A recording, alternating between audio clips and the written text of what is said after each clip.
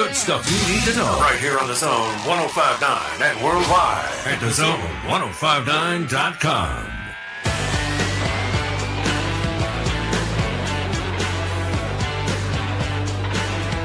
Hey.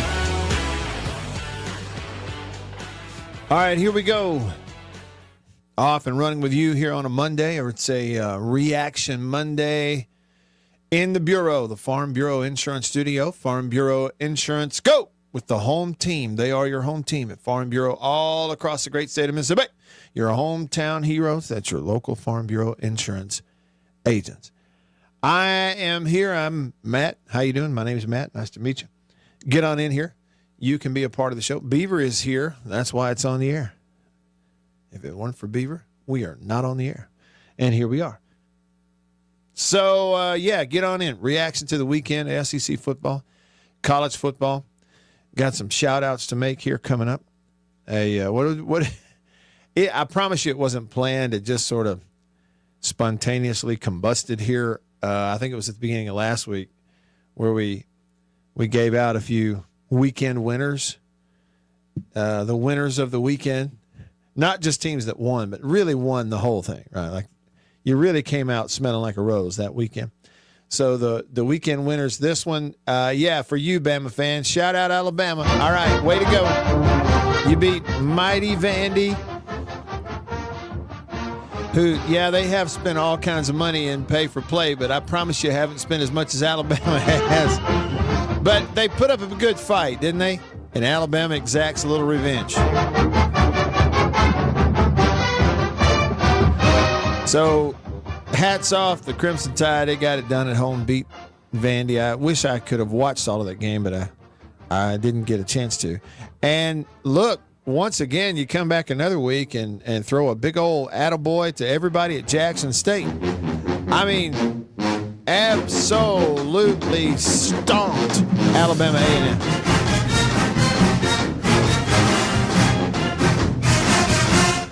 The Sonic Boom likes it.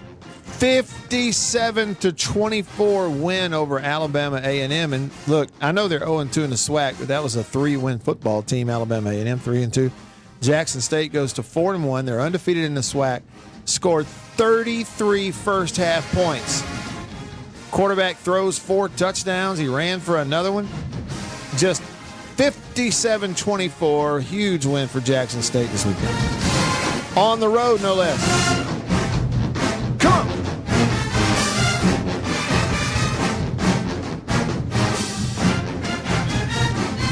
So, there you go. Started off with some shouts. The Wyatt's weekend winners. This time it's Alabama and Jackson State. All right, get on in here. Whatever you want to get into is cool with me on this Reaction Monday. Text me, call me, comment on the live stream. Let me say it is live if you're on YouTube or Facebook. Hate to, y'all can't see me, but you can see the logos and see the ticker down at the bottom with the phone numbers and the text number and all that. It's live. We're out here live on a Monday. Live stream powered by C Spire.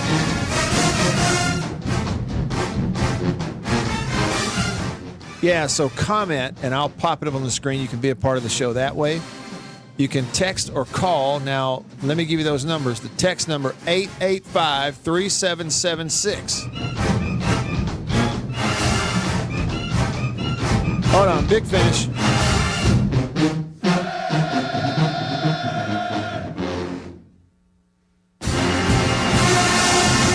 Thank you very much. That's the Sonic Boom for you. The boom in your living room on a Monday. So, we're off to a good start. Little energy. Energy. Remember that Kid and Play song from the late 80s, early 90s? And look it up. You get a kick out of it. Energy. Okay. Text me. The country pleasing text line. The number to text again is 885-3776. 601 number. Country pleasing sausage. Now, if you prefer to talk, which is cool. That's a lot weird. It's old school. Like, talking on the phone is kind of old school. Isn't it? So, call me on the junction phone. The number to call is 897-1059. That is the 601 number as well. 897-1059. The Junction phone line. Junction delis all across the state. Convenience redefined. You pull up there, and they're powered by Prince Oil Company. So you go out to the pump. Thanks to Prince Oil, you put some fuel in your gas tank. Go inside and fuel in your belly at the Junction Deli. So call me at that number, 897-1059. And we'll chat it up. First comment today on the live streams on YouTube, Sven said, Hail State, everyone. Hate to say it, but without Fluff, we are a 4 or 5 win team. They're already at 4. So it kind of tells you what Sven thinks. Mr. Sip was asking, he said ACL. I don't know. I don't think so. And I had heard, too, that the prognosis for Fluff might be a little better than thought. Someone early this morning asked me, I bumped into and said, hey, what do you think? I said, well, not knowing anything other than what, you saw at the ball game. I said, I've never seen that I can remember the go-kart have to come out and haul somebody off the field who was then able to just pop back up and come back out a week or two later. So it's got to be significant. It's just in degrees. And it sounds like that it may not quite be as awful as and may not be season ending, but that's just smoke and rumor on the back end. I don't know if there's anything official yet. And with it being an open date, State not playing this weekend, they're not having their normal Monday press conference with Coach Levy, so he's not talking today, taking questions. He's going to do that, I think, tomorrow, but it's going to be a little less formal. So anyway, there's a possibility there's new information on it tomorrow officially, but I doubt you'll hear anything official. You may have some media that get the info and report on it, but I don't know that you'll hear anything from the school for a few days anyway. But we're hoping for good news. Certainly hoping for good news. Nick texted the show, and he says, let's start off with a positive today. Dodgers win, Yankees lose, he says. Then he says, Dakota Rain Prescott is your MVP frontrunner. And then he says, what? Mississippi State has a guy touching 101 miles per hour from the left side. I just want to see that. I just want to see 101 in person because I honestly don't think I've ever seen that before, Nick. Yep, and he's strutting around like a peacock today. The biggest Cowboys fan I know, and he's also, when they're playing poorly and losing, he'll be the biggest Cowboys lamenter. But when they win, he's the biggest Cowboys fan I know, and that's my man, Prince Phillip. He's on Facebook, and he says, we still dem boys with a Z. And I played that song one time, Phillip. It was just for you, and Beaver hated it. I don't mean disliked it either. I mean hated it, loathed it. And yes, Will, you have a really good point over here on YouTube on the live stream. He says, we all had a better weekend than Mark Sanchez. Now, look, I shouldn't have hit the laughing thing, although your comment is funny. Will, is he okay? Like, is he going to be okay? I kind of lost track of it. Now he was in the hospital, but first I hope he's okay, but secondly, whatever happened, it sounds like now he's fixing to be in big legal trouble. Okay, if I'm not, all right, you asked for it, you got it. Prince Phillip, our Cowboy fan, your Cowboys fan, our big Cowboys fan, in all caps, says that he wants us to hit the junction horn for Dak. It really ought to be for that running back, Phillip. Because that's what it sounds like when they give him the football lately and that number one offense in the NFL. Now, still, we don't need to talk too much about the Cowboys' defense, okay? Because Justin Fields, in the second half especially, looked like Lamar Jackson. Like MVP Lamar Jackson, okay, against the Cowboys defense. But that didn't say anything because everybody looks like an MVP against the Cowboys defense. But still, they win the game. They get their second win of the year. And offensively, they are fun to watch, man. Like, new guy. They had 4 out of 5 brand new offensive linemen, right? 4 out of 5 starters on the offensive line were hurt, didn't play. They still ran for a bunch, and it's great. It was great. I wish I could have watched all of it. Didn't get to. I was driving. Just so you know, I was in the car behind the wheel of a rental car yesterday for 10 hours. A little, maybe actually more than that, closer to 11 hours.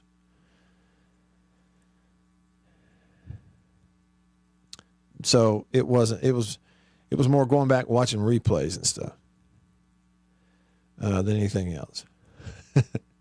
Let's see. MSU 1980 texted the show here on this Reaction Monday and says, Matt, my wife dragged me to the Bama game, and I was secretly pulling for Vandy. Unfortunately, Vandy turned the ball over several crucial times that could have made the outcome different. Yeah, I didn't get to watch every play of it, a little bit of it here and there from the press box over at College Station and Kyle Field, but it looked early on like Vandy had all of the juice and the momentum and all of that. And yeah, what? They were getting ready to either go up 10-0 or 14-0, something like that, wasn't it? And fumbled it down there or threw an interception, one of the other.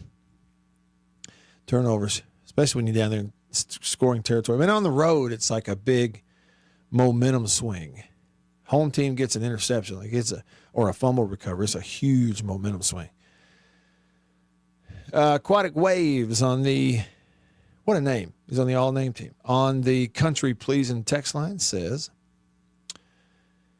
do you think it's possible that the SEC has a bunch of okay teams, not necessarily contenders, and says, I see few playoff teams but not real contenders.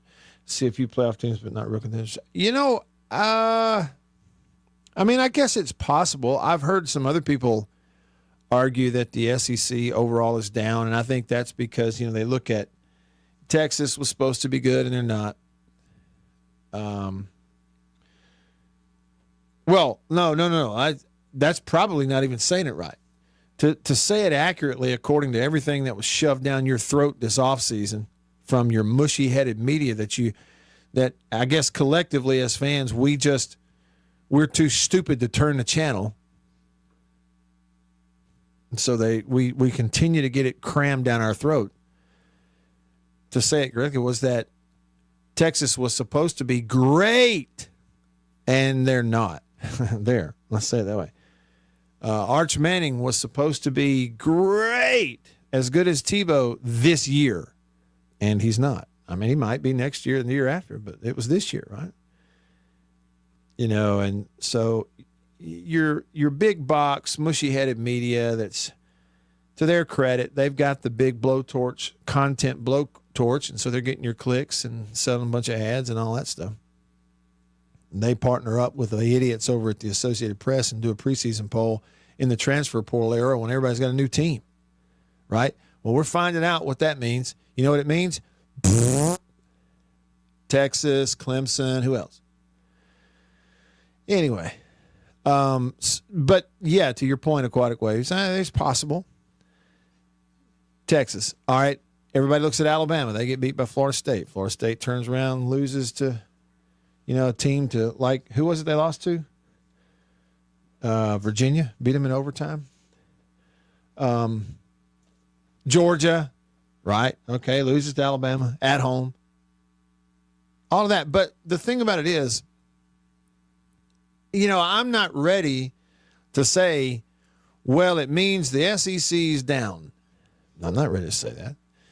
I got to see a little more. I want to see a little more. It's like, we were talking last week, I think it was Brando that called in, and he was just being honest. He's an Ole Miss fan. He said, but I'm just being honest. I don't really know. I mean, we beat LSU, but I don't know. I mean, LSU was getting a ton of credit for beating Clemson. Turns out Clemson's terrible. So then Ole Miss gets a lot of credit for beating LSU. Well, but they also beat Arkansas and Kentucky. Well, guess what? They're terrible. So there's just so much you don't really know yet. And I'm not quite to the point of being ready to say, the whole league's down and there's nobody there that can stay on the field with Ohio State or Oregon. I'm just not quite there and ready to say that yet. That's just where I am. I'm slow on all that stuff. On the big, hey, I'm drawing a real hard line on October the 6th. Here's what the case is. No, the reality is I'm not real sure. Jason in Flagstaff, Arizona says, listen to that Alabama game, and that game wasn't nearly as close as the score showed. Alabama kicked field goals and a bunch of long drives in the second half, and Vandy wasn't doing anything, he said. That said, their radio guys, he says, are not good. Hashtag bring Eli Gold back. And then Jason in Flagstaff says State's offense has been bad since Albert Reese went out in the Tennessee game, need him back ASAP. And Jason, I think you're right, and I was trying to wrap my head around it as I drove, and I was, 10 hours through the tumbleweeds of East Texas and the entire state of Louisiana and all that yesterday. And thinking, does one guy on your offensive line make that big of a difference? And I guess it's possible, depending on, what your backup situation is. And as we know, they've had more than one injury at tackle, one guy being out for good after the first game. But I don't the nature of that offense is kind of hard for me to wrap my head around it being that drastic of a difference. But it's almost like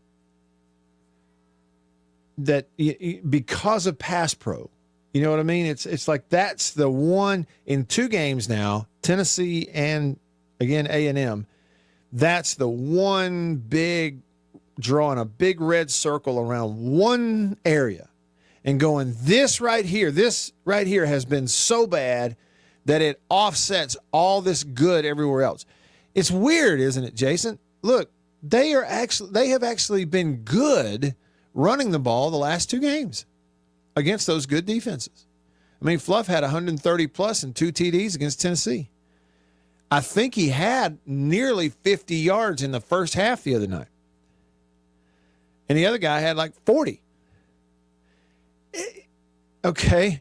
Defensively, they are so much better defensively. And even better and more improved defensively than I thought we would see. Defensive front. That's been addressed. They did an excellent job going out and finding who they want and pay them their money and get them to come and play receiver. Running back group.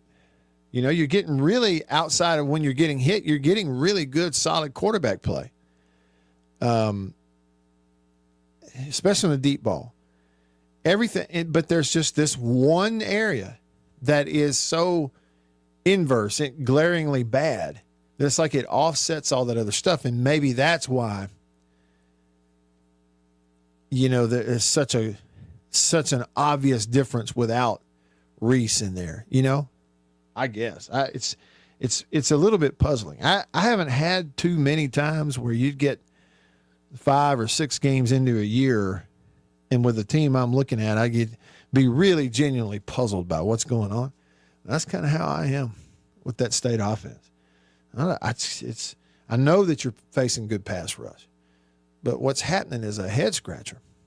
All right, over to the phone, the Junction phone line, fueled by Prince Oil Company. Prince Oil's been fueling Central Mississippi since 1960. On line one, Dog Tired from Florence. What's up, Dog Tired? Oh, not much. How are you guys doing? Great. Good to hear your voice. Good, man. Hey, if State could, I think it's our depth, because our first 2 quarters, I thought this is just going to be just about like Tennessee. We could just maybe pull it out at the end or whatever, but man, that fourth quarter, you could tell our guys were gassed. They were gassed, and the wheels were off. You could tell, couldn't you? Yeah, and man, it's first quarter. I said, we got this. Second quarter, we still got this.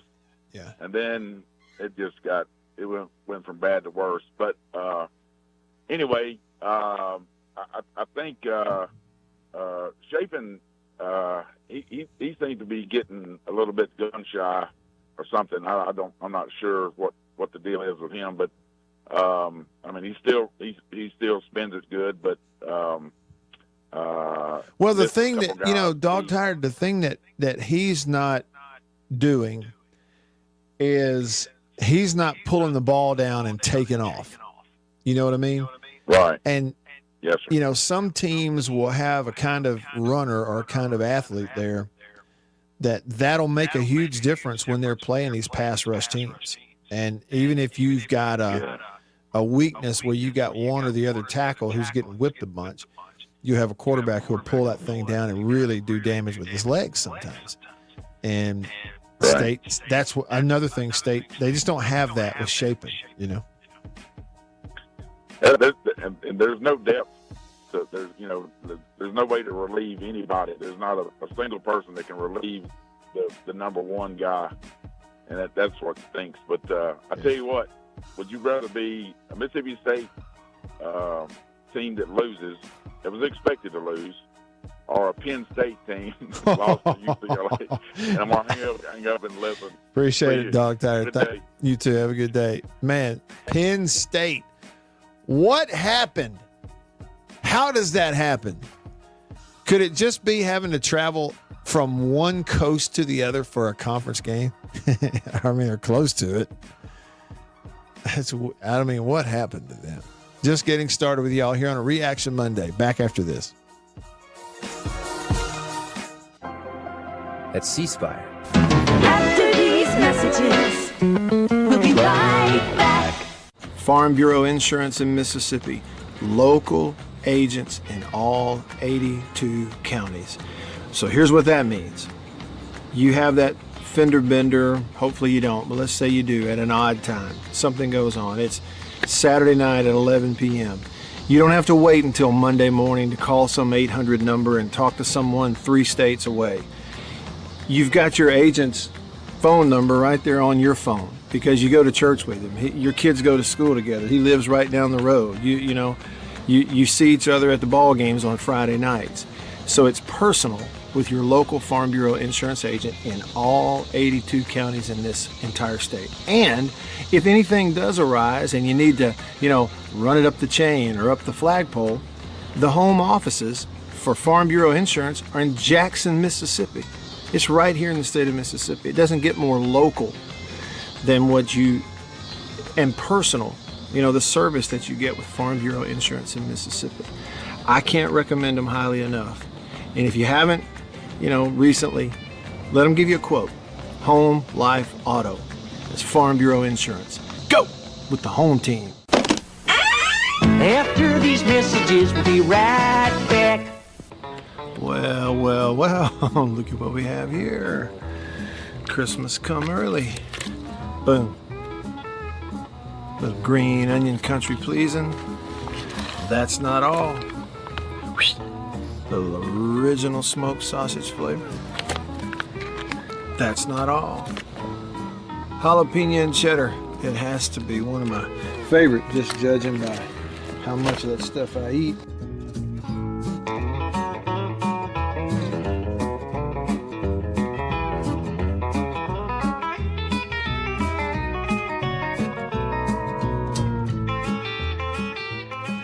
Oh, can't forget. Andouille. Don't be saying andouille, it's andouille. And last, but not least, pork and pineapple. Bun size, 3 links bun size. Look at that right there. Be careful. Come on with it. It's mine. Come here, jalapeno. Oh, that's all mine. Country pleasing sausage.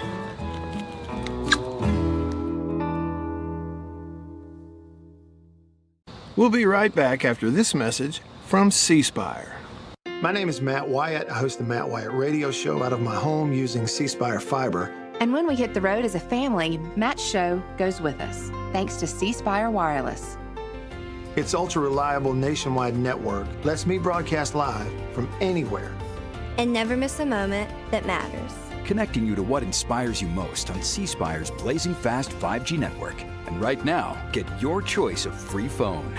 That's customer inspired. That's C Spire.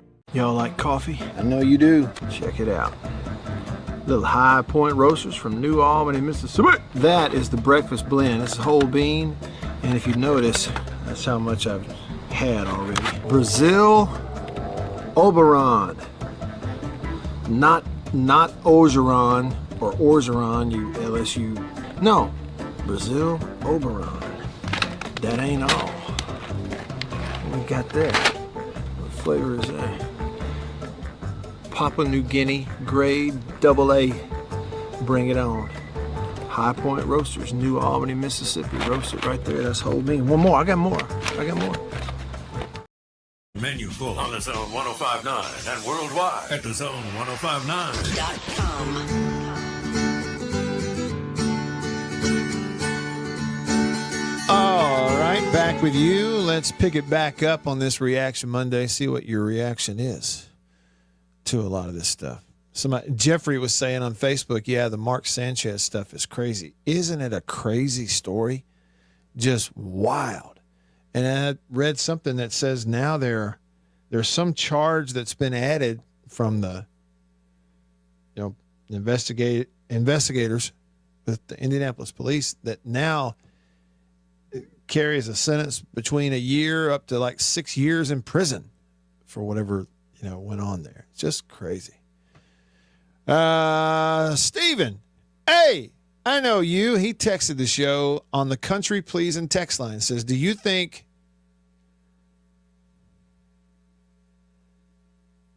Wait a minute. Hey, there's a typo, Steven. Check it out. Okay, I got it. Got version number 2. Got it. It was the predictive text. Got him. Do you think Texas A&M is good enough to make the college football playoff, or are they too one-dimensional on offense?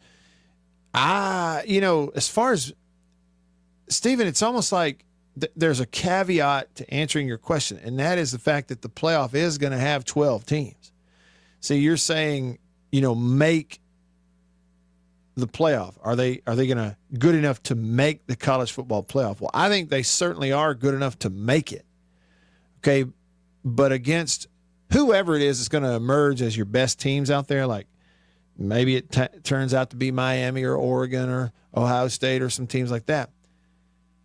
We'll see if you run up against an Alabama. I don't think they have Alabama on the schedule. But with their schedule, I think they are absolutely good enough to get in the playoff, but they are kind of one-dimensional on offense.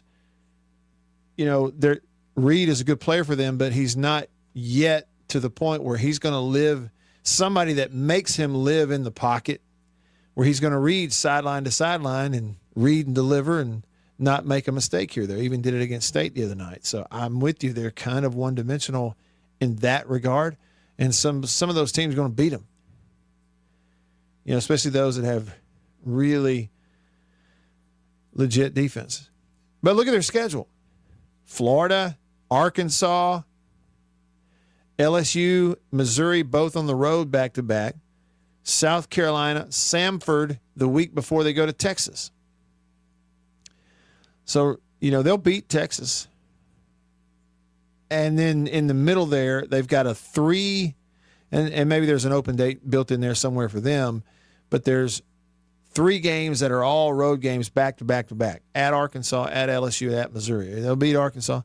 And, go to Baton Rouge. You never know. You go to Missouri maybe good enough to score enough points to beat them. I don't know. But, make the playoff? Sure. But, they've got to get a lot better on offense with what they're doing in the pass game. And I do think it's a deal of just, less experienced quarterback who's not ready to read the whole field and do it every play with some of what those defenses are going to do to you.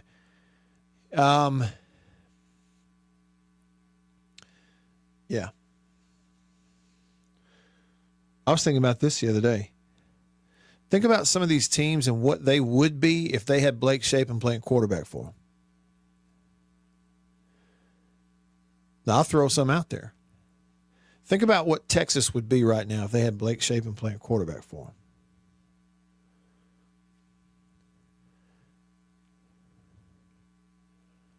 them. I'm sure some others. Think about what Auburn might be if they had Blake Shapen playing quarterback for them. I'm telling you now, there's a bunch of teams out there that they watch the film of their own quarterbacks, and then they watch the film of Blake Shapen, even when he's been sacked 9 times in 2 games, and watch him stand in the pocket and throw the way he's accurate and the way he makes those throws while getting hit all the time. And if he's not hit, he still makes the throws.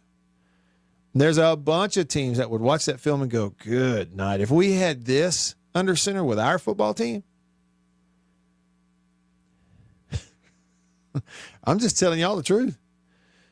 Find a Texas coach and give them some truth serum and watch what they tell you. Hey, look, Arch may be great in the future, but if we had Shapen right now,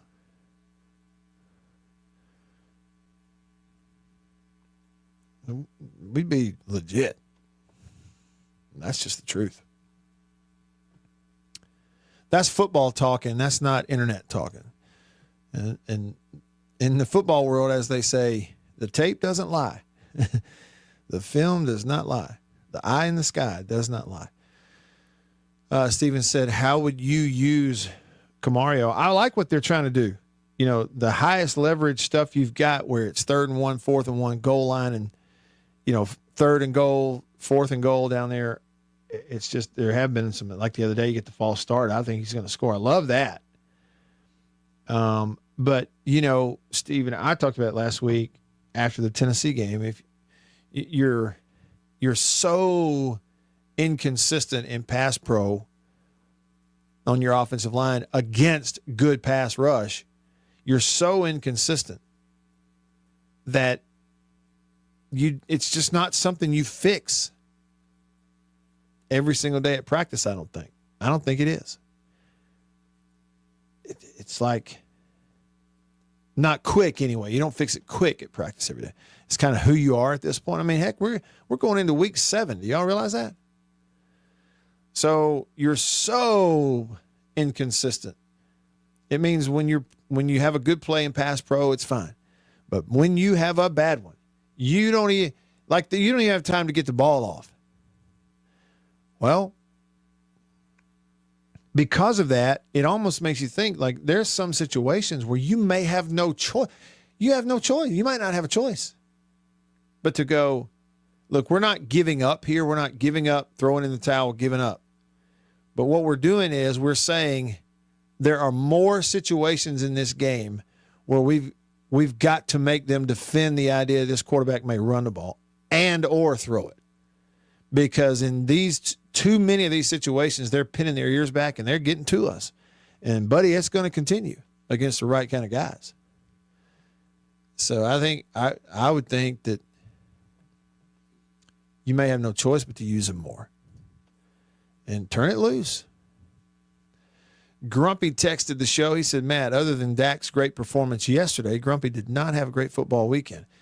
He does like Ty Simpson at Bama. Hail State, you and Neil and Jay missed some great country pleasing on Grumpy's porch Saturday afternoon. Well, man, we are glad that you had it. We got to get more country pleasing out there in Texas. Maybe take some with us. Earl in Madison, Texas show said, so outside of the SEC, who are the real contenders, air quotes, outside of Ohio State and Oregon? And they've been pushed at times. I mean, well, Jason in Flagstaff said it, Earl. He said, I think college football is down, period. Whole bunch of teams have excellent players on their starting lineups, but no depth at all. He said what Lane Kiffin said the other day is 100% correct. It shows up on these quote-unquote contender teams.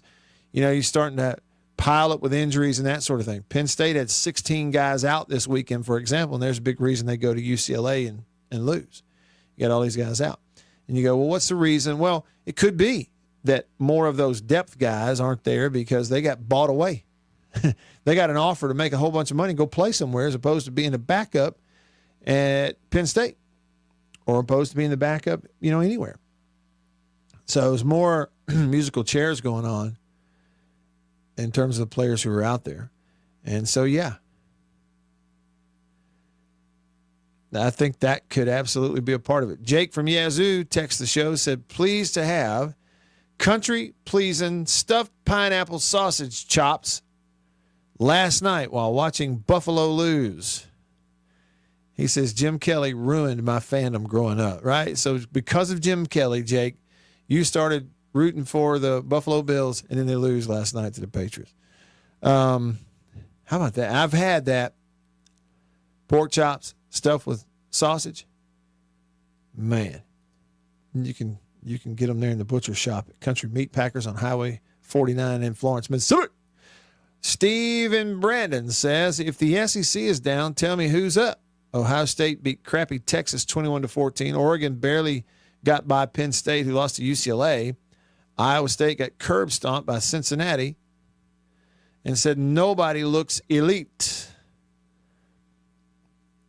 Hey, let me ask you another question, Steve and Earl.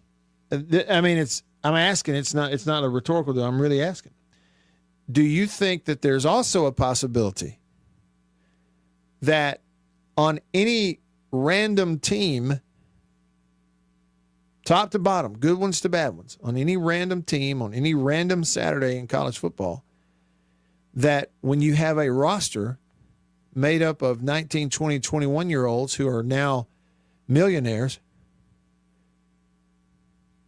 that sometimes from a coaching standpoint, you can't quite coach them like you used to? That on any given random Saturday, that a team full of players who are getting paid hundreds of thousands of dollars apiece, and they are, that they're more apt to have a Saturday or two where they just don't really have their focus. They don't really, you just can't really, I don't know, what's the word? Can't really coach it up the way you used to. And therefore, we have more inconsistencies with the good teams. Could that be what we're saying is why guys like Nick Saban went, I'm out. I'm going to do something else. I think it is. All right, just getting started still. Hour one. Back after this. Designed to be the most powerful iPhone ever, there's more. After these messages, we'll be right back.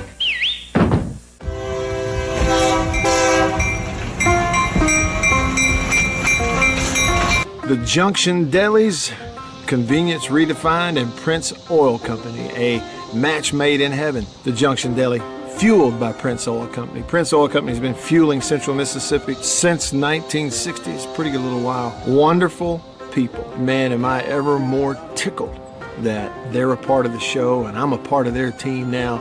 As you know, if you listen to the radio show, I've been to the Junction in several different places around the state.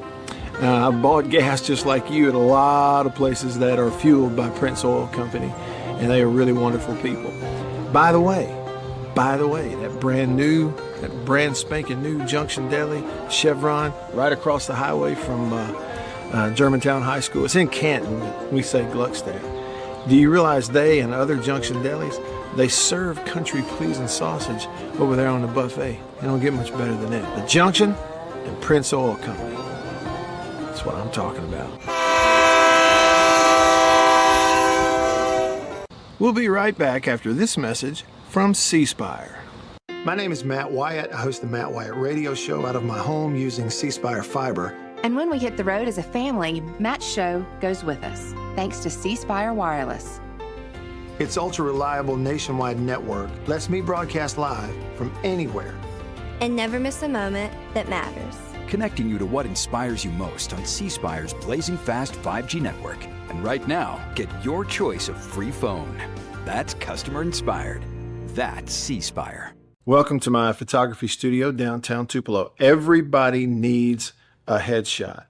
especially if you're in the professional world, in sales, any sort of customer-related business, outreach business, anything like that. Everybody needs a headshot. Here at my photography studio in Tupelo, we do a lot more than just headshots, but we're kind of focusing on headshots for that very reason, because everybody needs it. Let me show you a little something about it. One thing I'm able to do here is sort of have 2 to 3 different looks in a small space that we can do in a short amount of time. Several different looks and styles of lighting with studio equipment, studio lighting. Some with flash and a particular look that I've worked on, a constant lighting scenario where you sit down, the lights are already on, you lean in, and we kind of illuminate the whole face. And we get several options in the studio in a short amount of time. Here's 2 priorities for me when I shoot headshots. One is it has to look like you. Okay, none of this fake stuff. The other goal is it's got to look like you at your best. And that's my job as a photographer. And I've got a lot of experience over the years, and I feel really confident I can do that for you. I would love to schedule a session for you here at the studio in downtown Tupelo. I'm above the Reed's Gift Shop, just off of Troy Street, the corner of Troy and Spring. If you can't get to Tupelo, that's okay. Let's talk about it, because we can pack the studio up and come to you if the schedules fit and that sort of thing. I'd love to help you with your headshots. I think everybody needs them. I'm inviting you to please email me, reach out. You can go to my website, mattwhyattmedia.com, email address matt@mattwhyattmedia.com, and let's talk about your headshot. Farm Bureau Insurance in Mississippi, local agents in all 82 counties. So here's what that means. You have that fender bender, hopefully you don't, but let's say you do, at an odd time. Something goes on. It's Saturday night at 11 p.m. You don't have to wait until Monday morning to call some 800 number and talk to someone. At The Zone 105.9 and coming to you worldwide at TheZone1059.com. All right, here we go. Rolling along with you. More of your comments coming up over there on the live stream on YouTube, Facebook, X, formerly Twitter. We'll get to those. Your texts coming up as well. Looking forward to that. Right now, Hour 1 headlines. Here we go. Good evening. I'm Ron Burgundy, and this is what's happening in your world. Good evening, and welcome to Eyewitness News. Here's what's making news. Headlines brought to you by the Mortgage Man Group, powered by Illuminate Bank right here in Mississippi. That's Illuminate Bank. And the Mortgage Man Group, anything mortgage related, that's where you go, buying, refinancing, whatever. Anything in between, go there first. Go to mortgagemanms.com. Headline number 1, ex-NFL quarterback Mark Sanchez is now facing a felony charge for that altercation they have in Indianapolis over the weekend. Felony battery charge over an altercation between the former NFL QB and a 69-year-old truck driver early Saturday in Indianapolis. The county prosecutor up there, his name is Ryan Mears, they've upgraded the charge this morning. They say that he's facing a level 5 felony charge of battery involving serious bodily injury, and punishment can range from 1 to 6 years in prison. More on that. Just a wild, weird story. In the college game, Kentucky head coach Mark Stoops says he's not going anywhere.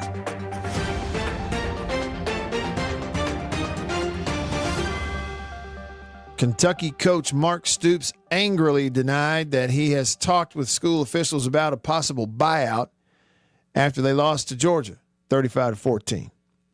He told the reporters, quote, "I'd hate to give anything like that legs. There's zero chance I'm walking away. There's no quit in me, so that's unequivocally 100% false. Anyone who tells you that is lying." End quote.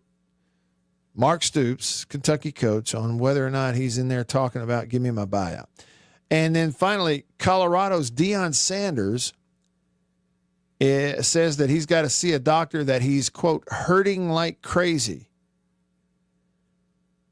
Now, this is after the loss to TCU, and he said that he believes that he has more blood clots in his leg. Quote here, cat's out of the bag, all right, I think I've got more blood clots. It doesn't make sense. I'm hurting like crazy. I'm not getting blood to my leg. That's why my leg is throbbing. 58-year-old Colorado coach had to sit down at times during that ball game against TCU. 35-21 loss to TCU this weekend. So more potential health problems for Deion Sanders, and those are your headlines. Brought to you by the Mortgage Man Group here in Mississippi, powered by Illuminate Bank. Find them online at mortgagemanms.com. Nick texts the show, and he said, is Shapen holding the ball too long, or does it just look that way with defensive linemen bursting through at the speed of light? Most of the time, it's not a situation where he's holding the ball too long. And you know, I'm just telling you, Nick, you know, what my eyes tell me. There's a few times here or there, you know, I mean, heck, you're running 60-something plays a game. There may be one or two a ball game where, you know, maybe it doesn't come out on time. Maybe there is a wait to see something. I don't know. It doesn't happen often with him, because what my eyes tell me, I mean, with great efficiency, about 95% of the time, he's doing what he's supposed to do. The ball's coming out when it's supposed to come out within the timing of the read, what you're supposed to read. It's just there's far too often that, you know, there's a protection breakdown that gets him popped. I'm telling you, 9 sacks in 2 games with a quarterback that knows what he's doing. That's a problem. And, you know, it just can't continue. Or several bad things are going to happen, not only losing games, but getting him hurt. This is the way it is. Somebody texted in and said, Matt, I don't care who you are. If you don't have good offensive line play, you're not going to win any games. State's got to invest in defensive line, offensive line for next year with a 9-game SEC schedule. You know, you're exactly right. It's an entirely really different conversation when it comes to, okay, how much money do you have to spend to get a team that can go out there and win SEC games? How much do you have to spend on it? And do you have enough? You know what I mean? That sort of deal. It's just clear, you know, State has, in the player acquisition, which we are in pay for play. That's what it is. We're paying them to come play football. Well, in that arena, State did a really fine job in several areas. I mean, running back, receiver, defensive line, you know, some other stuff. You know, in the defensive backfield, those guys that came in are really playing well. Manning and some of the others that transferred in there. And, you know, there's some that are on the offensive front that are doing a pretty good job, but it's clear how much better it's all got to be as an offensive line unit. It's like you draw a circle around that. And it's a pretty glaring example that I think year to year, whatever it is you think you've got to spend, you might have to add another zero onto it. All right, over to the Junction phone line, Junction delis across the state of Mississippi, fueled by Prince Oil Company. They've been fueling Central Mississippi since 1960. On line 1, it's More Bully. Thanks for calling, More Bully. What's up? You there? More Bully. I don't hear him. Maybe it's just me. I don't hear him. It could be just me, but I don't hear him. So we'll try again. Let's see. Over to the live stream. Hey, Hunter, good to hear from you. He's on YouTube, on the YouTube live stream. He says, I believe the bye week came at a good time. Get our guys a little healthier and practice some fundamentals. Definitely. I mean, part of the offensive line deal, you know, you got to continue to, I mean, fundamentally, that's got to be better in certain, you know, one-on-one pass protection things. You know, it's got a long way to go. But some of that stuff. Yeah, I felt bad for Blake. The other night, he's raring back to throw a touchdown pass. This is after getting hit a bunch. but it's open on the sideline. And, you know, when he sees that deep ball and it's there, he's hitting it a lot. And he was fixing to hit it down there in the end zone, and they tapped his arm as he throws the ball and it pops up in the air. And all you got to have is just, you know, not having that direct line off the edge to the quarterback's arm. And he's way up inside the pocket right where he's supposed to be, even stepped up a step. So it shows you how shallow that rush was off the edge, and you didn't have anybody over there forcing it deep. So I think just basically what you're running into is you're thin at offensive tackle, and it's just not good enough at that position. Hail State fan said on the YouTube live stream, congrats to UCLA. When I played high school ball in Middle Tennessee years ago, I was the only one on our team who wore a UCLA football shirt under my pads. Huh. Yeah, congrats UCLA. Big win for them. Huge win for them. Jeffrey pointed out on YouTube that they have now set the time for the Florida and Mississippi State game in 2 weekends. Florida, Mississippi State, 3:15 Central on, he says, the SEC Network. Okay, so there you go. Other games that weekend. So this is weekend of October the 18th. State will play at Florida in Gainesville, 3:15 Central. You will have Ole Miss at Georgia in Athens will be 2:30 Central. Tennessee at Alabama, third weekend in October, third Saturday in October, 6:30 p.m. Central Time in Tuscaloosa. Couple of flex games. They haven't figured out exactly where they're going to be yet. What time will be Texas at Kentucky and Missouri at Auburn. A&M and Arkansas, 2:30 game that weekend of the 18th. LSU goes to Vandy and Nashville. That one will be somewhere around noon. And same thing for Oklahoma at South Carolina. Just in case you wondered. And thanks for pointing that out. Jason in Flagstaff says Blake Shapen deserves a medal. He said sacks are just the tip of the iceberg. He's either getting hit from the back or having to rush throws because unblocked defenders are choo-choo training right at him. He is nowhere near the problem. No, you're right, Jason. Listen, no. The kid is, I'm pretty impressed with him. You know, I like toughness for sure. Just physical and mental toughness. I'm impressed with him. And the thing is too, like, I would even tell, I know that they've caused the turnovers, right? Like A&M hits his arm, causes an INT, you know, Tennessee hits him, knocks the ball out from the blind side. It's a fumble 6. And I know, but still, I would tell you, I bet you there have been some times when those other defenses are frustrated because it's hard to affect him unless you're hitting him before he can throw it. Because even pressure down his throat and in his face doesn't really cause a ton of inaccuracy. He's had maybe once or twice. So he's doing a pretty good job. You know, all things considered, he's doing a really good job. And nowhere near their issues up front. And that's the puzzling thing about it, Jason, is they run the ball well. They've been running the ball well. Some of it's play calling and formation, but anyhow. Hour 2 coming up. Stick around.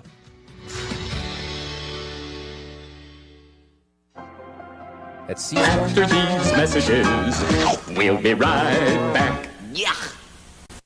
After these messages, we'll be right back. Well, look at what we have here. Christmas come early. Boom. Little green onion country pleasing. That's not all. Little original smoked sausage flavor. That's not all.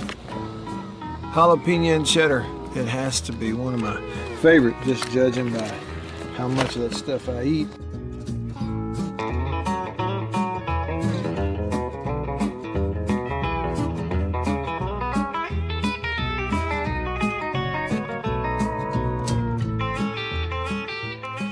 Oh, can't forget. Andouille. Don't be saying andouille. It's andouille. And last, but not least, oh, pork and pineapple, bun size, 3 links bun size. Look at that right there. Be careful. Come on with it. It's mine. Come here, jalapeno. Oh, that's all mine. Country pleasing sausage.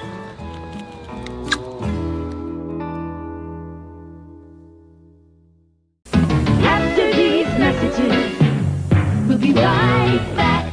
Welcome to my photography studio downtown Tupelo. Everybody needs a headshot, especially if you're in the professional world, in sales, any sort of customer related business, outreach business, anything like that. Everybody needs a headshot. Here at my photography studio in Tupelo, we do a lot more than just headshots, but we're kind of focusing on headshots for that very reason, because everybody needs it. Let me show you a little something about it. One thing I'm able to do here is sort of have 2 to 3 different looks in a small space that we can do in a short amount of time. Several different looks and styles of lighting with studio equipment, studio lighting. Some with flash and a particular look that I've worked on a constant lighting scenario where you sit down, the lights are already on, you lean in, and we kind of illuminate the whole face. And we get several options in the studio in a short amount of time. Here's 2 priorities for me when I shoot headshots. One is it has to look like you. Okay, none of this fake stuff. The other goal is it's got to look like you at your best. And that's my job as a photographer. And I've got a lot of experience over the years, and I feel really confident I can do that for you. I would love to schedule a session for you here at the studio in downtown Tupelo. I'm above the Reed's Gift Shop, just off of Troy Street, the corner of Troy and Spring. If you can't get to Tupelo, that's okay. Let's talk about it, because we can pack the studio up and come to you if the schedules fit and that sort of thing. I'd love to help you with your headshots. I think everybody needs them. I'm inviting you to please email me, reach out. You can go to my website, mattwhyattmedia.com, email address matt@mattwhyattmedia.com, and let's talk about your headshot. After these messages, we'll be right back. Farm Bureau Insurance in Mississippi. Local agents in all 82 counties. So here's what that means. You have that fender bender, hopefully you don't, but let's say you do at an odd time. Something goes on. It's Saturday night at 11 p.m. You don't have to wait until Monday morning to call some 800 number and talk to someone 3 states away. You've got your agent's phone number right there on your phone because you go to church with him. Your kids go to school together. He lives right down the road. You see each other at the ball games on Friday nights. So it's personal with your local Farm Bureau insurance agent in all 82 counties in this entire state. And if anything does arise and you need to, run it up the chain or up the flagpole, the home offices for Farm Bureau Insurance are in Jackson, Mississippi. It's right here in the state of Mississippi. It doesn't get more local than and personal, the service that you get with Farm Bureau Insurance in Mississippi. I can't recommend them highly enough. And if you haven't, recently, let them give you a quote. Home, life, auto. It's Farm Bureau Insurance. Go with the home team. 42424. Products and statements have not been evaluated by the FDA. These products are not intended to diagnose. I'm Eddie Holcomb with Washington County Farm Bureau Insurance. I'm Scott Rainwater with Farm Bureau Insurance here in Washington County. I'm Blake Policini with Washington County Farm Bureau. I'm Brian Street with Farm Bureau Insurance in Washington County, and we are your home team. I think you know what time it is. It's time to eat. Country pleasing, jalapeno and cheddar, green onion. And no, it's not a grill, see that? But the fire is just about burnt down enough where it's time to put some of this on there. And the only decision when it comes to country pleasing sausage is which flavor, jalapeno and cheddar or maybe green onion. Both. Break me off a piece of that. Look at that. What that is. That's real green onion. Like that monkey who set his tail on a railroad track. It won't be long now.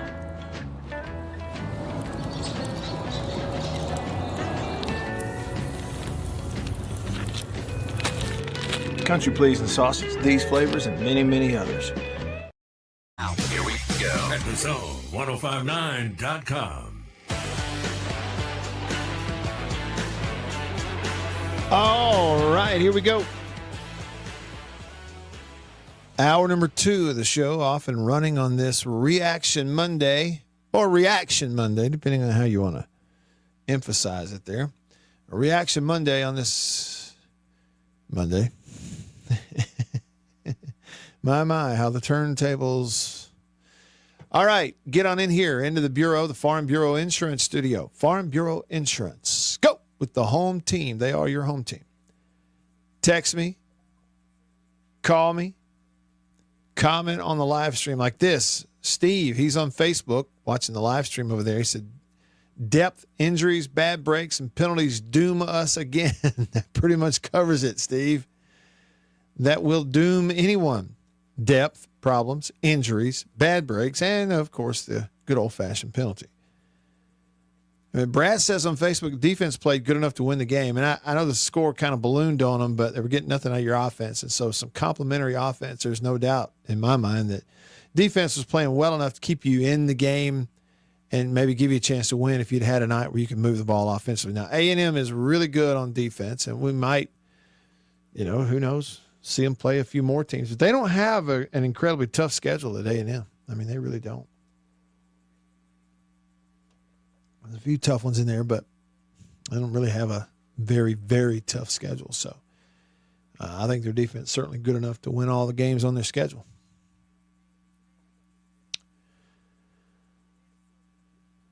What'd Sven say on YouTube?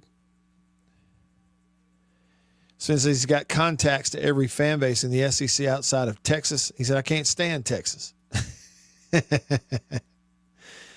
Chris comments, he's on X, formerly Twitter. He says, I think a lot of what happened Saturday with State is we didn't play complimentary football. Defense was on the field all night. Yeah, I think you're right. As it kind of got away from them, had one long drive in the early part of the game, went 15 plays, didn't score a touchdown, but kicked the field goal. And of course, then you had the defensive goal line stand, and that's the definition of complimentary football, right? And so it's less about who's fast and who's big and who isn't, and more about who's doing what, who's actually doing their job consistently here with what we're calling. And State had a stretch where they're doing it. You had a short lead or kind of an even game. You get a stop on one side, you're in the game. You got a chance. But the inability to continue that in the remaining of the ball game, it's a credit to A&M. And it's really that I think the pass pro thing shows that in the Southeastern Conference, if you have any weakness anywhere, a good team, a complete team will find it, and they will absolutely exploit it. And that's what happened. Land Rebel on the Country Pleasing text line. Country Pleasing sausage on grocery store shelves all around the Southeast. Land Rebel says, I think it's parity out there versus college football just being down. Yeah. Well, I mean, I can get on board with that. I think that it's almost like, how do you define it? It could be what you said could be a 6 of one, half a dozen of another type deal where, okay, your elite rosters, the Oregons and the Georgias, that when you say elite, what we're saying is they are the most expensive. The most expensive rosters. And roster meaning we're not just talking about their starting 11 or first 22 on both sides of the ball. We're talking about the whole thing. That maybe, they don't get to do what Alabama did in the Saban era, which is stack it up. Right? You got some five-star over there who's a third-year sophomore who redshirted, played as a redshirt freshman. Now he's a third-year sophomore. He's a 5-star recruit. And in a couple of years, he's going to be a draft pick. But he's your third-string guy at a certain position because he's stacked over there with 2 others like that. and that's across their whole team. Nobody can do that anymore, and nobody is doing that anymore. I mean, Land Rebel, think about what I just said. It is 100% true that's how Alabama's team was in the Saban era. And no, I'm not trying to spark some situation, conversation about how they got themselves in that situation. Were they paying them or not? That's not what I'm saying. I'm saying it is a fact that in that era, every year, you could find second and third year players, guys who've been in college for 2 and 3 years, who were 5-star recruits, who are going to, after a senior year, go play in the NFL, who are stacked sometimes as in third string roles on that football team because that's how much is in front of them. Linebacker, corner, safety, defensive end, tackle, offensive guard. You see what I'm saying? All over their team for a decade or more. That's how stacked they were. Georgia came along and started stacking their roster the same way, and nobody else could really do that. And now that we have wide open transfer portal, along with pay for play, you can openly pay them to play, and you can openly, call them behind the scenes and say, hey, man, like, don't you want to play? We will pay you all this money. You come out from under their depth chart over there, come over here, you walk on the field day one with us, and you're in the NFL a year earlier than you will be there because we get you on the field. And so there goes the depth from one place, and he comes over and plays for somebody else. And that's been going on a lot, right? Okay, so that's one thing is maybe even the elite teams don't stack up the kind of depth that they used to. That's what Kiffin was saying the other day. Then to your parity deal, the quarterback, Trinidad, I'm drawing a blank on the last name. But I know Trinidad because I can see it on your Land Rebel, that picture you sent whenever last week. Then to the parity thing. Well, where was he? He playing at some D2 school or some 1AA school. Nobody ever heard of him before. But these coaches, man, they watch film and they can tell. And they go find them, the diamonds, and say, hey, you want to play in the SEC? I mean, think about Whitson. Will Whitson. Now, he got injured against Arizona State for Mississippi State. But prior to that, if you watch the early season highlight tape for Will Whitson, who transferred to State from Coastal Carolina, you go, good Lord, he's a bull in a china shop. I'm talking, it's offensive linemen who are supposed to pancake a D lineman that's smaller than them. He's smaller. He's pancaking them. It was incredible. Okay. And where was he? Coastal Carolina. Good enough to play in the SEC? 100%. So there's some parity for you. A few years ago, go back an era, Land Rebel, if your starting quarterback, a guy like Austin Simmons, gets hurt, where are you? You're hurting. Well, maybe not anymore. And so now we're into some of the parity stuff too. So it is, I think it can both be true. There's a whole lot of down. There is. Meaning the most expensive rosters no longer have the kind of depth advantage they used to have. That's just the way it is. All right, let's try that phone again. We'll head over to the Junction phone line. Junction delis all across the state of Mississippi. Head on in there into Junction. Swing by the deli. Go out to the pump. Thanks to Prince Oil Company, put some fuel in your gas tank also. On line one, it's Rooster. What's up, Rooster? Thanks for calling. Well, Matt, as soon as you went on and got my conversation, the sun came out. Hallelujah. But all right. I apologize. I got my internet's not working, so I want to confirm something that you said. But before I do that, I've got to say hallelujah. At 10 o'clock, preceding the Matt Wyatt show, we got a surprise. It was not the Chuck Oliver show. It was Bo Bound. I want to say I hope they do that again. We had 2 hours of Bo. Yeah, hallelujah. I thought we were finally rid of this guy. He's terrible. He's awful. You've heard me say this too many times. But what I called about did I hear you say 101 miles per hour left side?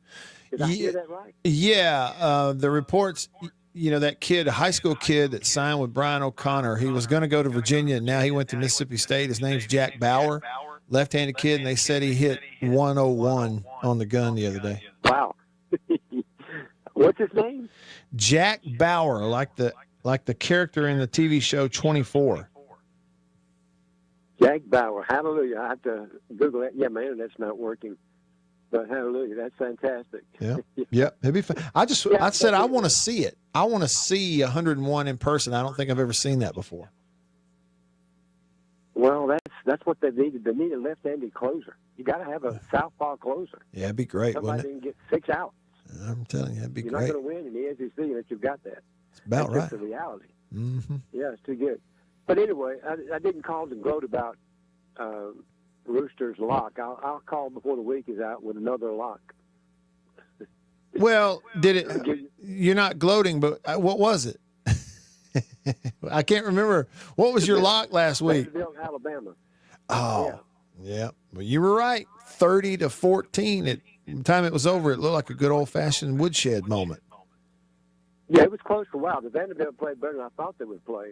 Alabama kind of coasted, but it was close for a while. They got lucky in the fourth quarter, got that last score. But I always bet, besides the lock, I bet the teaser. So I got a bump. I got a 6-point bump on the spread. Yeah. Well, I'm not going to bet. I'm too cheap. So I think they were 10.5-point favorite. So it was close. Yeah. It was close. Yeah.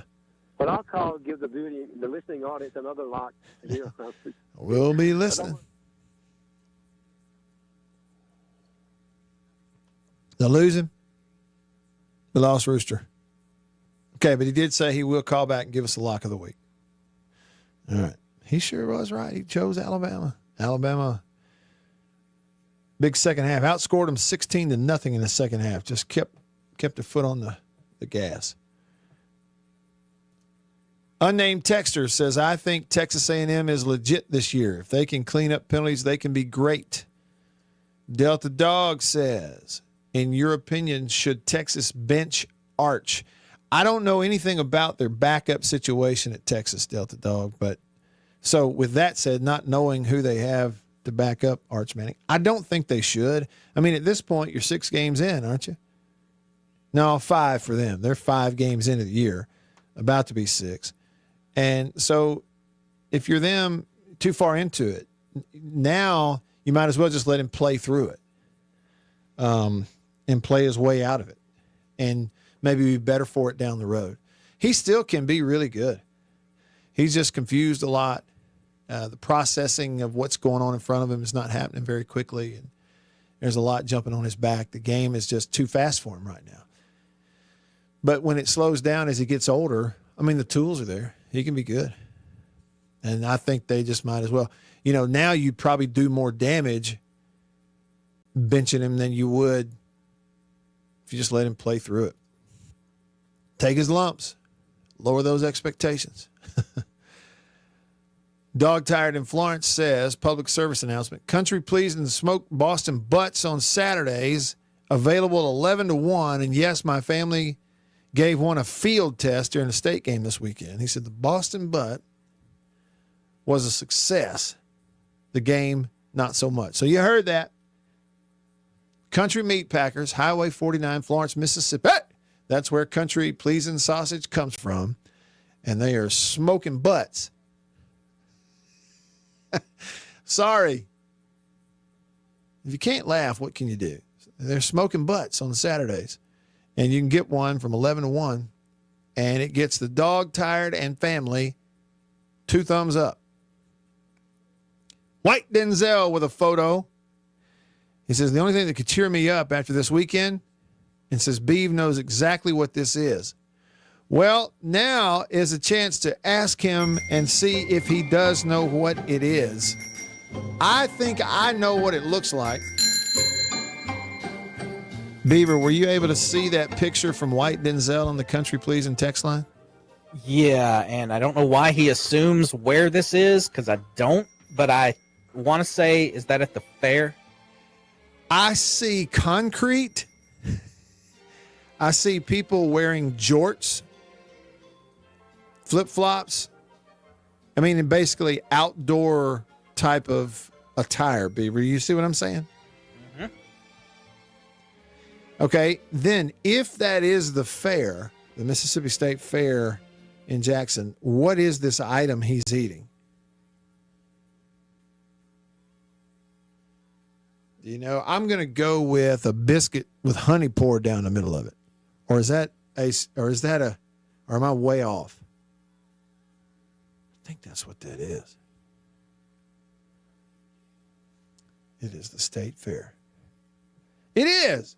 Confirmed. Beaver got it right. Denzel confirmed it. It is the State Fair. Man, that looks, is that what that is? Denzel, what is that? There's a biscuit with some honey. Bring that on, sir. Bring that on. Unnamed texter says, so everyone cried because Saban was stacking all the talent on his teams for 15 years. And says, parentheses, and he was paying under the table, by the way. Now the talent is spread out amongst more teams due to the portal/NIL. That got nothing to do with NIL. Now everyone is crying about that.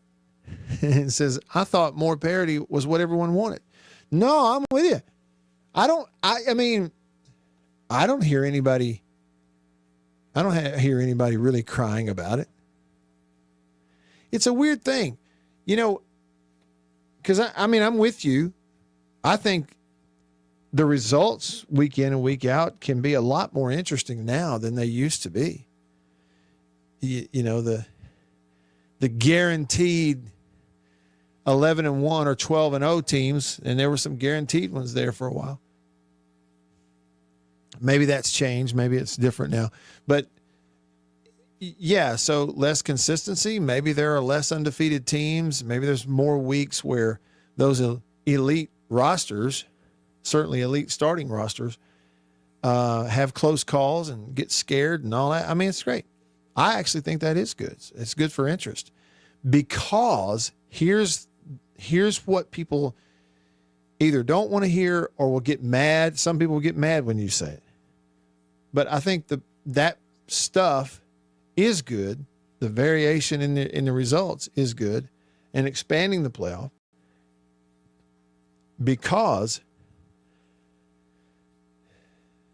whether they like it or not, the existence of the wide open portal and the the gross pay for play era that we're in actually mitigates the interest for a lot of people. Now, say what you want, but I'm just telling you the truth. If you step back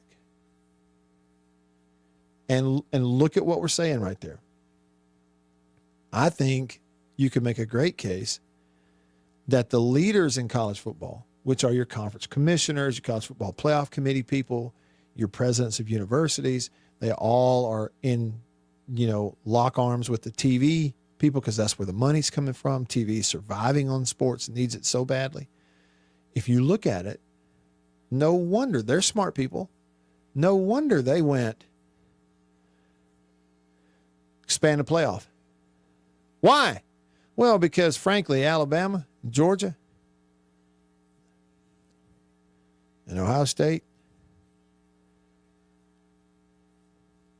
they're going to have less of these undefeated seasons. And this transfer portal pay-for-play era, they're going to have an extra loss a little more often than they used to, particularly Alabama. Expand the playoff. You keep it at 4, we don't get in as much. It's too much variation. TV's like, hey, you may think it sounds great that we would look up one day and we'd have a 4-team playoff with, go ahead and find something crazy. But TV's telling them, listen, y'all think it's cute that it would be like huge ratings because it'd be different if we look up one day and we've got, Ole Miss and Texas A&M in the 4-team playoff. You think but it ain't great. We are TV. We need a better guarantee than that. So you can get those teams in, but you expand that playoff because we need Alabama and Ohio State and Michigan in there. Dadgum, we need them in there. And if we, TV, are going to be writing you billion-dollar checks, you need better come up with something that gives Michigan and Ohio State and Alabama a better chance of being in that sucker. Do you understand? And they're like, sir, yes, sir, may I have another?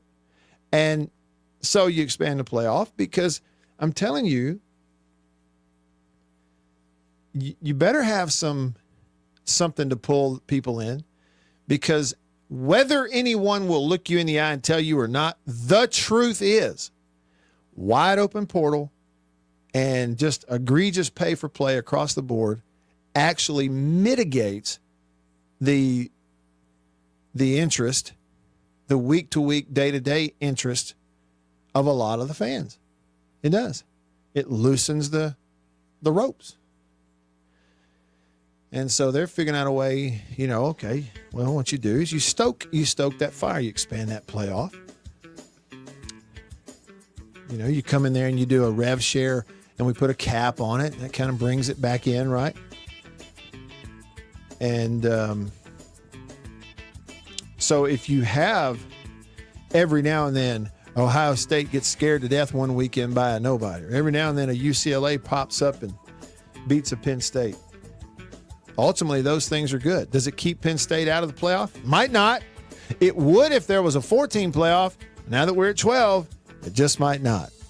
See what I mean? You could really argue that it's actually pretty smart. Pretty smart timing. But people like Coach Saban didn't want any part of it. I'm out. Ain't nearly enough guarantees in this deal. I'm out. All right. Rolling along with you. Back after this. This is Jake Mangle, former Mississippi State Bulldog. On the field. After these messages, we'll be right back. Hey y'all, Matt Wyatt here. Each week on the Mississippi Outdoors Podcast, we talk with the people who live it. Hunters, biologists, game wardens, local celebrities, and storytellers that know Mississippi better than anyone. Those bass come up there and attack them. You know how mean bass can be there. You're never going to believe this. Matt Wyatt just talked about your deer on the radio. I said, what did he say? He said, it was Photoshopped. And I said, what? They don't know anything about hunting. They just have never had that right, that freedom. Dude, that's us, man. That's what we do. So tune in. Be inspired, and we'll see you outdoors.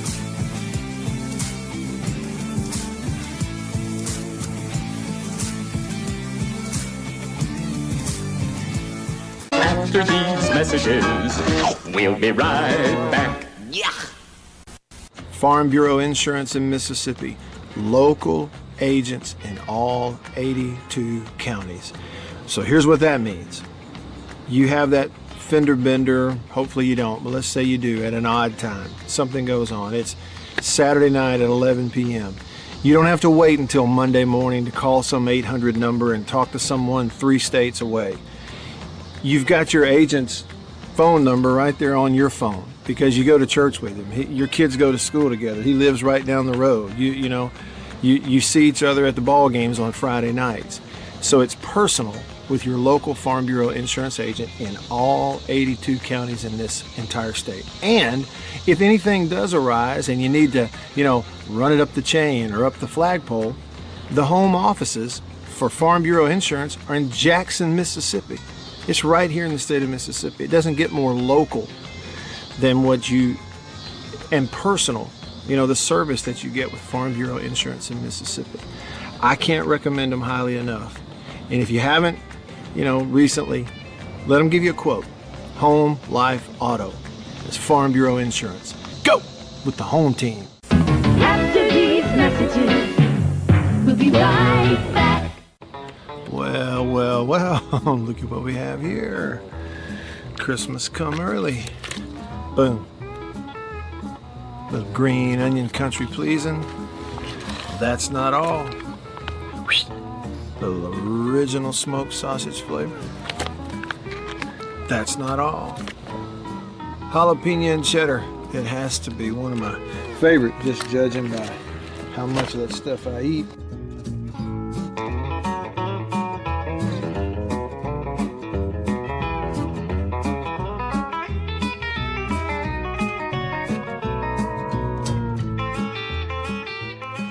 Oh, can't forget. Andouille. Don't be saying andouille, it's andouille. And last, but not least, pork and pineapple. Bun size, 3 links, bun size. Look at that right there. Be careful. Come on with it. It's mine. Come here, jalapeno. Oh, that's all mine. Country pleasing sausage.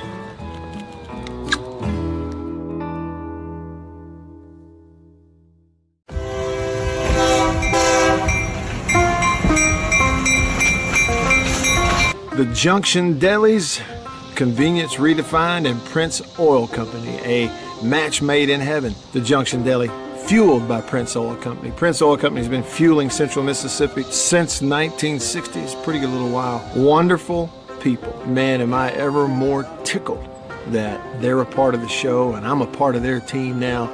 As you know, if you listen to the radio show, with Matt Wyatt right here, right now on the Zone 105.9 and worldwide at thezone1059.com.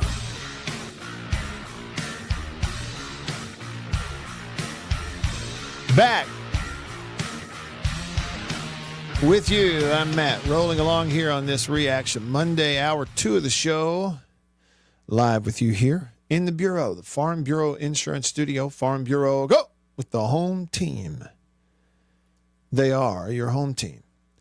Hunter comments on YouTube, says, my stat of the day that doesn't matter. 3 of the top 4 preseason AP ranked teams are no longer ranked after week 6. Texas, Clemson, and Penn State. Yeah. Maybe, Hunter, we ought to reverse engineer this whole thing of this obsession, this dumb obsession with the AP poll in particular that we have now that we all know, like we're not guessing, we all know that we have a 12-team playoff. And the college football playoff rankings don't come out for a while until middle of the season. And they're the only rankings that matter, period. And that those rankings are a group of people in a room that are not considering the AP. They are not considering it. Yet we will still stand here in August and September and be obsessed with the AP. Maybe we have just discovered the real reason that the AP would never wait until 4 or 5 weeks into the season to put out a ranking after everybody's played. Maybe there's your reason. What would here I go, Associated Press, okay, what would they have to gain collectively? Anything associated with the Associated Press. What would they have to gain collectively by, before the season even begins, having Texas number 1 in a poll? There's your answer. Sven says, disagree, Matt. Most expensive roster is in Lubbock, Texas, and that's the home of the Texas Tech Raiders. What do they say? Guns up? Isn't that what they say? The Red Raiders, guns up? How much do they spend? I'll tell you what it is. It's more than we're spending. That I know. Yes, that's it. Thanks, Sven. Trinidad Chambliss, who's been lighting people up for Ole Miss. I mean, you may have an actual full-fledged controversy on your hands. You may not. I mean, like he keeps playing that way, maybe there is no controversy. Nope, he plays. Maybe that's the deal. Now, somebody asked, should Texas bench Arch Manning? This is what Sven said on YouTube on the live stream. Sarkisian can't bench $8.7 million. That's what Manning gets, including NIL per season at Texas.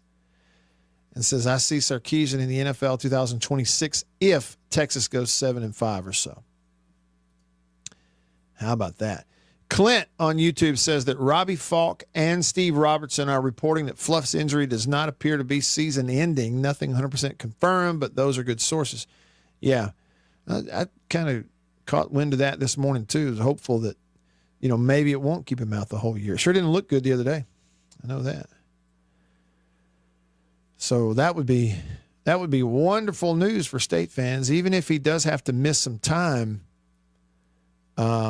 If he's able to come back and play for you again before the end of the year, because, he has really been playing well, really playing well. And he's just like legit starting SEC running back. That's what he is. In every way. Block, catch, run through, run by, make miss, run over. Got to have him.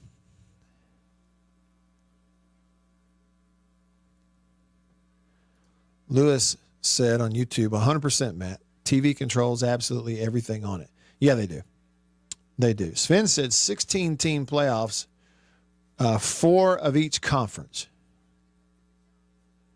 If Notre Dame want to join a conference, he says Group of 5 plays their own championship, starts in May. That would give them a lone standing playoffs and end in August. Wow. Wait a minute. All right, Sven, are you saying your idea would be that the Group of 5 starts playing their season in May and plays it all summer, ends it in August? I hadn't thought of that one.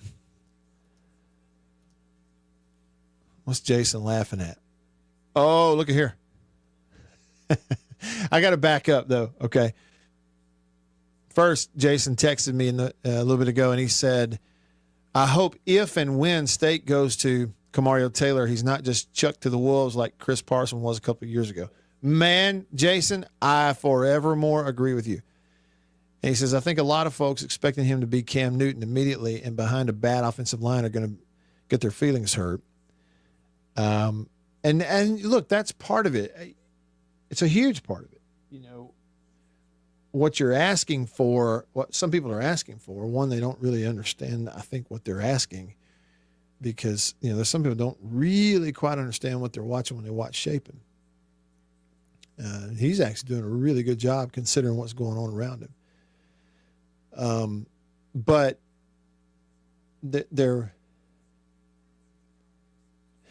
may be, like I was saying, Jason, there may be increasing times throughout some of these games where if we're going, okay, we're saying high leverage, like 3rd and 1, 4th and 1, 3rd and goal, 4th and goal, right? Where the added element of quarterback can run the ball and having to defend that, and then what it does to defenses and how it helps you as an offense. And my point being that if you go too much further where you get to the point where you understand we're basically handicapped on 3rd and long. Because if it's 3rd and 7 or more, but especially when it's 3rd and 9 or 3rd and 10, we're handicapped because we just simply cannot put our guy in the pocket trying to go get that 10 to 12, because they're going to play it in such a way as to take anything intermediate or underneath away to force you to hold in the pocket, knowing your pocket cannot hold up. Pin their ears back, come after you. We play coverage in such a way as to force you to try to get it down the field because we know your pocket will not hold up for that long.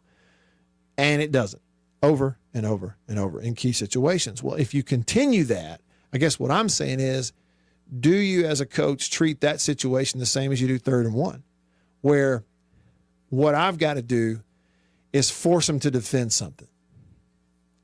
Because I can't put my guy in a pocket on 3rd and 9 because we can't hold up. And we also, if we inside zone this thing, because they're taking away underneath throws, it kind of hurts your RPO chances. Like they're doing everything they can to force you to stand in that pocket. Well, then if you just run play it, chances go down of converting it on 3rd and long. So what we've got to do is move the pocket or treat it as one of those high leverage situations, just like we do the short yardage, where the added element of a big, physical quarterback running the ball is another thing they have to defend. So at least we make them think on 3rd and long. We make them, have to figure out how they're going to defend it. That's all. I'm wondering. I just wonder as a coaching staff, you have no choice but to start to look at that stuff. Does that make sense? The other thing Jason sent me was there's Mullen at UNLV 5-0 for the first time since 1974. Played in the snow, didn't they, at Wyoming? Those images were pretty cool. I saw those. Hey, let me back up.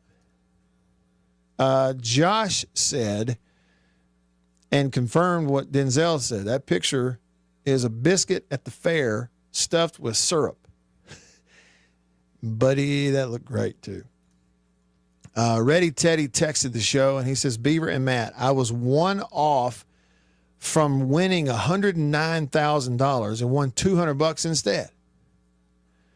What is that?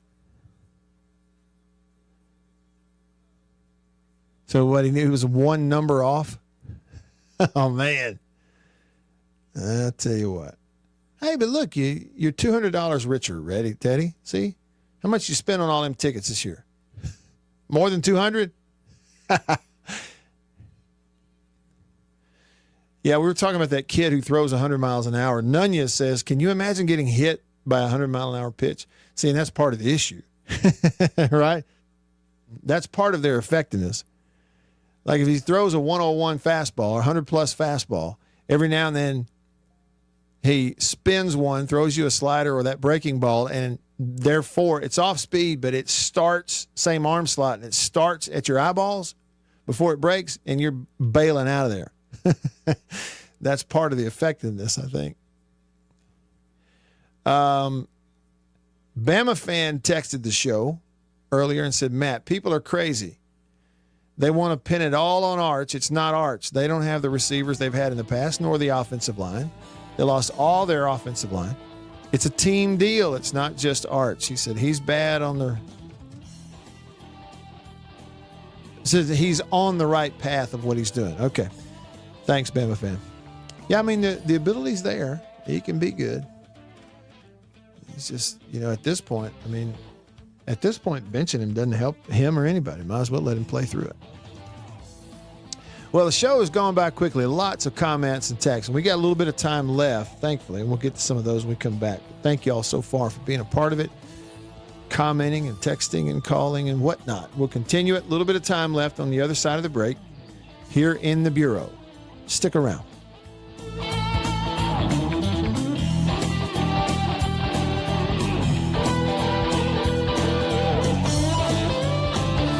After these messages, we'll be right back. Farm Bureau Insurance in Mississippi. Local agents in all 82 counties. So here's what that means. You have that fender bender, hopefully you don't, but let's say you do at an odd time. Something goes on. It's Saturday night at 11 p.m. You don't have to wait until Monday morning to call some 800 number and talk to someone 3 states away. You've got your agent's phone number right there on your phone because you go to church with him. Your kids go to school together. He lives right down the road. You see each other at the ball games on Friday nights. So it's personal with your local Farm Bureau insurance agent in all 82 counties in this entire state. And if anything does arise and you need to, run it up the chain or up the flagpole, the home offices for Farm Bureau Insurance are in Jackson, Mississippi. It's right here in the state of Mississippi. It doesn't get more local than and personal, the service that you get with Farm Bureau Insurance in Mississippi. I can't recommend them highly enough. And if you haven't, recently, let them give you a quote. Home, life, auto. It's Farm Bureau Insurance. Go with the home team. After these messages, we'll be right back. Well, look at what we have here. Christmas come early. Boom. Little green onion country pleasing. That's not all.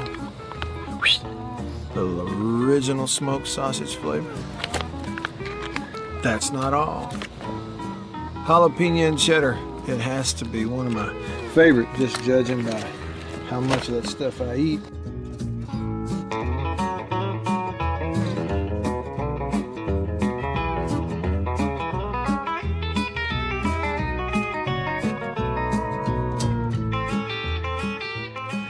Oh, can't forget. Andouille. Don't be saying andouille, it's andouille. And last, but not least, pork and pineapple. Bun size, 3 links bun size. Look at that right there. Be careful. Come on, get it. It's mine. Come here, jalapeno. Oh, that's all mine. Country pleasing sausage.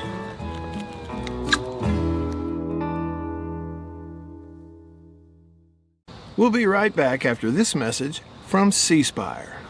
My name is Matt Wyatt. I host the Matt Wyatt radio show out of my home using C Spire fiber. And when we hit the road as a family, Matt's show goes with us, thanks to C Spire Wireless. Its ultra-reliable nationwide network lets me broadcast live from anywhere. And never miss a moment that matters. Connecting you to what inspires you most on C Spire's blazing fast 5G network. And right now, get your choice of free phone. That's customer inspired. That's C Spire. Y'all like coffee? I know you do. Check it out. Little High Point Roasters from New Albany, Mississippi. That is the breakfast blend. It's a whole bean. And if you notice, that's how much I've had already. Brazil Oberon.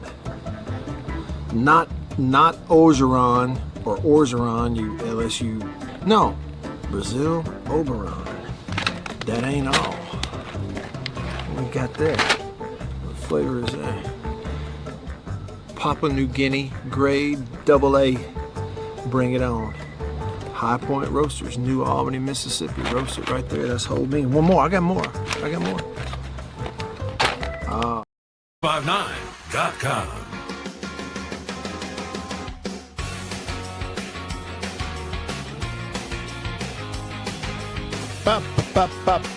Back with you. I'm Matt in the Bureau, the Farm Bureau Insurance Studio. Farm Bureau, go! With the home team. Jason in Flagstaff said Arch missed some open throws the other day, but his offensive line was terrible too. He's not nearly the only thing that was ridiculously overrated on that Texas team. How about that? Truth. What's that old saying? A real friend will tell you what you need to hear, not necessarily what you want to hear. Unnamed texter says, what do you think? Now we have 2 losses. We go with whoever Lebby thinks our future is behind center so that we can get experienced game speed rest of the year so we don't have to wait a whole nother year for one to get the experience. Yeah.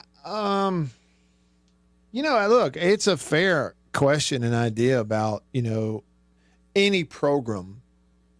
You get to a point where do you build towards what's ahead? I don't know. It's like, it's a tough thing because, then the connotation is that you are scrapping this year altogether. You see what I mean? And that's really tough to go through with. As a competitor, how do you... but it can be true that you get to a point. And the other thing is you're not just trying to build individual players that are going to help you in the future. You're also trying to build a program that you can build on, right? And that includes momentum coming out of this year. And so I don't know. It sounds so coach speaky, but it's almost like I could absolutely see where the only thing you can do is you condense right down to just what's in front of your nose this week, and you go, whatever it is in this game this week. I can't do anything about 2 weeks. I can't do anything about next year.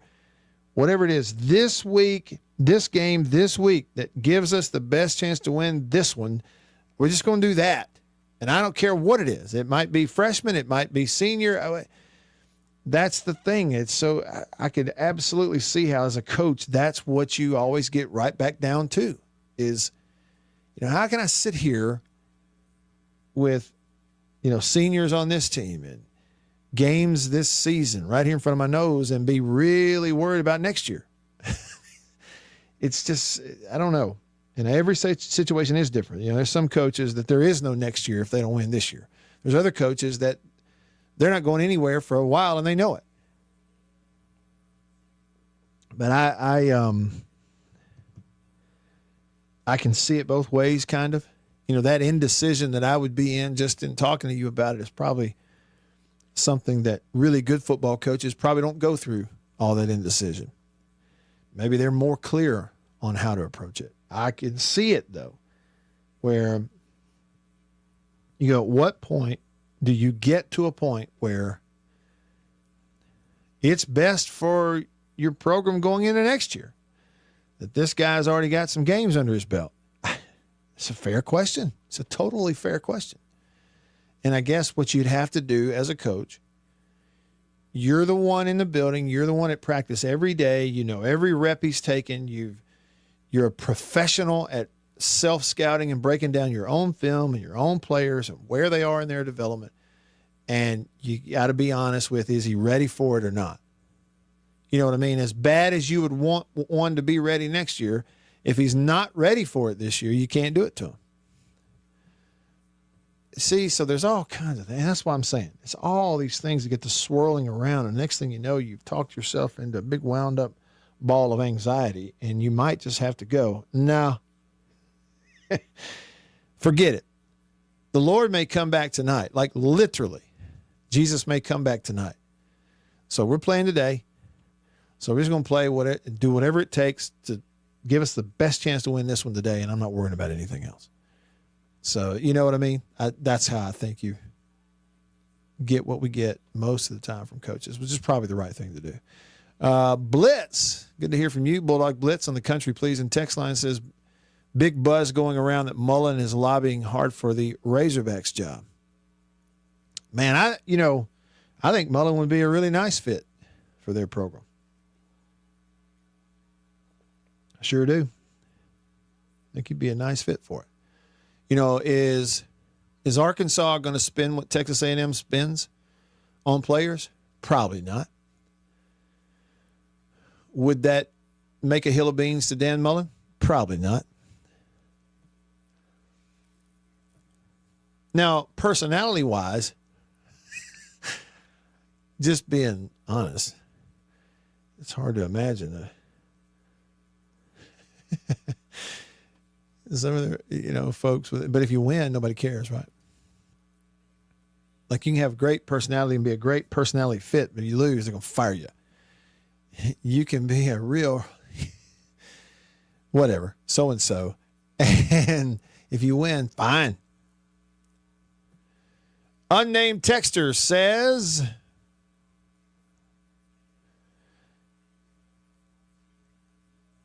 they would not defend Taylor on first and second down like they do Shapen. They are twisting and moving up front, getting out their gaps, rush lane, knowing Shapen can't run, will not run. Says he's shell-shocked, sitting in the pocket like they're a sitting duck and only on a 5-yard drop. Thanks for your text.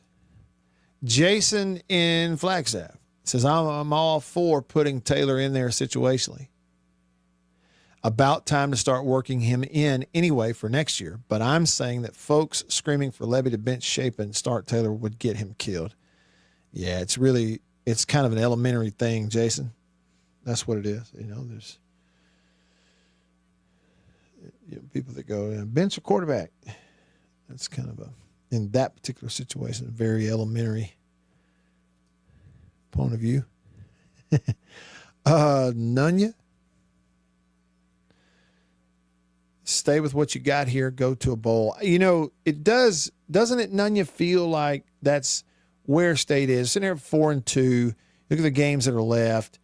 And it's about win another game or two and get yourself another game to play, and the feeling and the feeling of momentum and confidence of we're making strides. Look at the improvement, right?